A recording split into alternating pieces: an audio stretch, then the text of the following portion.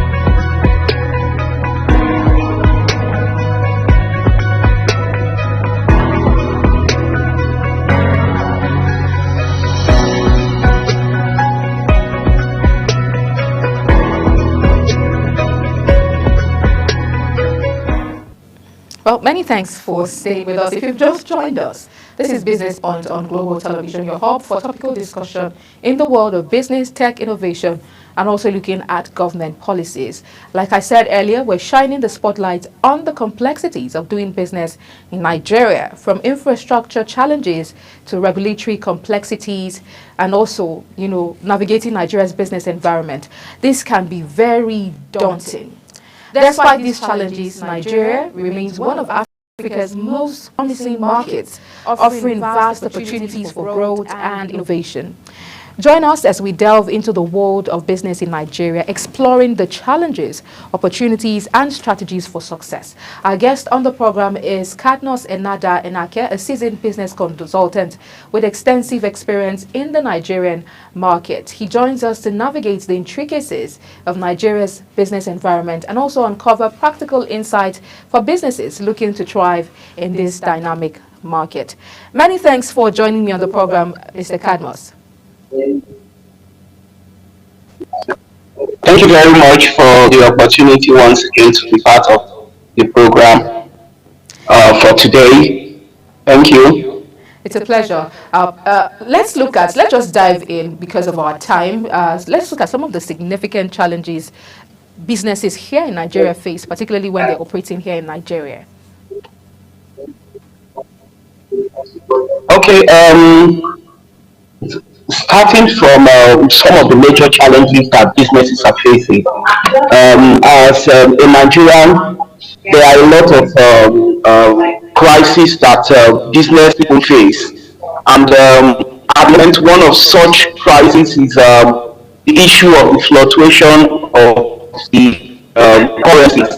The dollar naira launches as well as the exchange rates in the bank, the FX rates in the bank. As Nigerians, we depend mostly on the imported raw materials for the production of our goods and all that. And most times, business persons are faced with the crisis of importing their materials for the production of their goods and services. And as we know, Nigeria is not a manufacturing country yet. We are still trying to get there, but we are not there yet. So majority of our products rely largely on importations of finished raw material. So the exchange rate is really a key factor, and it's a big challenge to business people. That is why today we have a lot of prices in the fluctuation of prices. When you go to market to get some items for production of your business products, you'll be so surprised that the items you bought yesterday at a particular price, you go back to it to get that same item, it will no longer be that same price. So the fluctuation in the currency is a key factor in the business environment in Nigeria. Then another factor is the issue of energy, power. When we look at energy, at the moment now, most people they rely more on fossil fuels, petroleum products, and all that to power their business places. And right from when the federal government came into power, the presidency came into power, immediately came into power, he removed fuel subsidy, and that actually affected the business people. Now you see power is one key thing in production in Nigeria, in businesses in Nigeria. Without constant power supply, you see some aspect of the economy go down the drain because people rely solely on power to get their business going in the right direction. So the issue of energy is one big challenge. And as we know, presently Nigeria doesn't have stable power supply. We are relying on less than 3,000 megawatts all over the country. So that's why you have load shedding in most areas of the country, whereby you have light maybe 3 to 4 hours in a day, and after then, before you see light again, it's another 24 hours on the next day. So these are some of the issues and the crises that business people face. And if these things have been fixed, the fluctuation of the currency is being balanced, The energy sector has been put in place for constant power supplies, constant light. Businesses in Nigeria should thrive well. Not to talk more of political bottlenecks, whereby large tax, increment in tariffs and taxation is choking the people. Currently, they've increased the telecommunication people are thinking of increasing the tariffs of telecommunication, data, calls, and all that. And these are the things, these are some of the necessity that drives and moves businesses across the globe. But in the case of Nigeria, the business people have been choked up. Yeah, Even the tariffs in the power sector is also a challenge as well. So these are things that chokes up the business environment here in Nigeria. So these are key challenges that we need to start looking at and find solutions to them. thank you. You mentioned energy, foreign exchange, and then you also mentioned the bureaucracy in the system as some of the challenges. Before I talk about, okay, let's just delve into how we can address some of these challenges, particularly the issue of energy choking Nigerian businesses, and also the bureaucracies, and also the foreign exchange. How do we begin to address this? Or how can Well, I would businesses say, navigate with all of this okay, complexity? for now, I would say one key challenge, like I mentioned, which is the energy sector. I think if if the government starts looking at issues of stabilizing the power system, the electricity in Nigeria, that would be a very good thing, and it will attract investors into the country. Because in an environment where there is no power, production cost becomes very high. So I think, being that the power sector is having challenges, is having issues, and most times the country relies more on gas production, on fossil fuel, on hydro powers to power the electricity sector. I think it should be very important for us to now start looking beyond just the fossil fuel sector, the gas, the hydro, and fossil fuels to power an energy sector. We have sunlight, we have winds across the shorelines of Nigeria. Why don't the government start looking at investing more on renewables?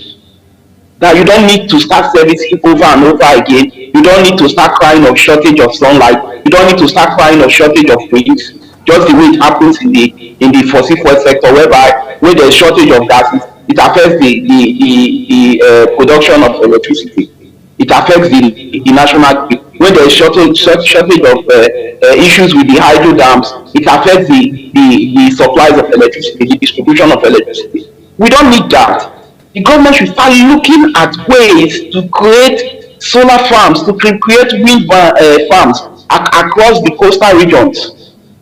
In Lagos, we have beaches, we have the bar beach, we have oceans, whereby they can actually, by the size of the ocean, install wind vanes that will be converting wind into energy. And this wind in turn would be collected and distributed to business owners. This will help to reduce the issues of energy crisis that affects business people, whereby they spend a lot of money trying to get power for their businesses, to power their businesses, buy diesels, buy fuels, and these things are not cheap.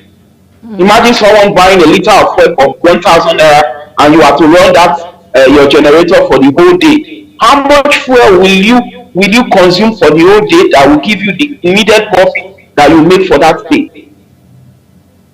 I know some small scale business people, some into barbing, some into selling, that in a day, if they don't purchase fossil, they don't purchase fuels to power their generator to be able to carry out their business, it's 20 to 30,000 naira a day, daily basis. And the returns they get from this business is not up to half of what they spend in fueling their generator, in powering their business. So the government needs to start looking at ways to power the energy sector, to ways to provide energy, balanced energy for people that are into business, and for the citizens, not just business people alone, for the citizens of Nigeria. If there are steady power supply, business will thrive in Nigeria, and investors will have the mind of coming back into the system to start investing in the country. But in the absence of power supply, people will move out. People will close their businesses, and the fuel and the gas, they are not cheap. They are not cheap. Going back to the FX exchange, that is another crisis on our hands. We need to start placing value on our own currency and stop budgeting, placing our budget values on USD, on euros, on foreign currencies. If we don't value our own, it becomes difficult for us to have, for our currency to have value on its own in its own self. Imagine now, the $100 is almost about 1,000 naira in the exchange market, fluctuating. Tomorrow you go to the market, you want to do exchange of goods and services online to get things from abroad, or you want to pay for goods abroad that will bring for you to finish product, for your finished product. You will be so surprised that at the end of the day you will not be able to access a stable currency exchange. You go to where you are purchasing your goods today, you are doing a transfer of, let's say, 1.6 million. At the end of the day, say okay, 1.6 million is about $1,000. You go to that particular place the next day, they will tell you that the dollar exchange rate has increased. So you can no longer pay 1.6 million. It is more than that. So it becomes frustrating on the lives of business people. So the government should find a way to balance the exchange rates. Possibly, if there is a way we can start looking at using our local currencies to purchase and to get things outside the country. It will be fine. Thank you, It will be sir. fine. Thank you for highlighting these, challenges and then the possible solutions to these challenges. But let's take your predictions. I wanted us to look at the opportunities, if you can do that in 1 minute, the opportunities in Nigeria's ever-evolving market. We're aware that there are a lot of opportunities despite these challenges. If you can, take us through the opportunities in this market and how businesses can position themselves, within these opportunities. And also, what are your predictions for Nigeria's business environment, say in the next 5 to 10 years? Well, I would say, despite the crisis we face and the challenges we face, there are still a lot of business opportunities in the business environment in Nigeria. First and foremost, looking at the agricultural sector, we are doing well when it comes to agricultural sector. We have massive land spaces in the country. We have good environment, good soils and all that. But we need to retrace our steps and go back to agriculture and stop putting our hopes and our dreams on fossil fuels. We should stop putting our hopes and dreams on importation of food items, on importation of items. Let's start looking at the areas of manufacturing locally.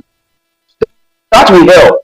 We have talented men and women in this country that have the skills to create things, that have the skills to manufacture things locally. We must start encouraging our local productions. We must start encouraging our local producers. We produce shoes in Nigeria. There is a great opportunities in the production of leather wares here in Nigeria. We have people that produce bags, produce shoes, produce palm slippers, good palm slippers that last for a very long time compared to the ones that you import that at a point in time due to wear and tear and weather conditions, they don't last us. We have businesses that thrives well. We have food production. We have farmlands.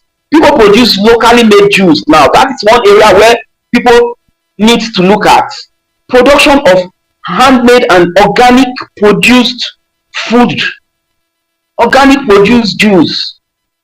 From your garden, fresh pineapple, you can build them into juice and sell locally. So there are opportunities, business opportunities here in Nigeria that we need to start looking at and investing. Because what we see today is that Nigerians focus more on imported goods. This goods is imported, this bag is imported, this shoe is imported. Therefore, the ones that are made in Nigeria are of low standard. No, we should start standardizing our products, looking at ways to ensure that our products are of good standard and good qualities, of which we have producers and manufacturers here in Nigeria that produces goods of great qualities more than the ones that have been imported. Thank you, As Mr. I speak Kadmos. today, yeah, Okay, okay.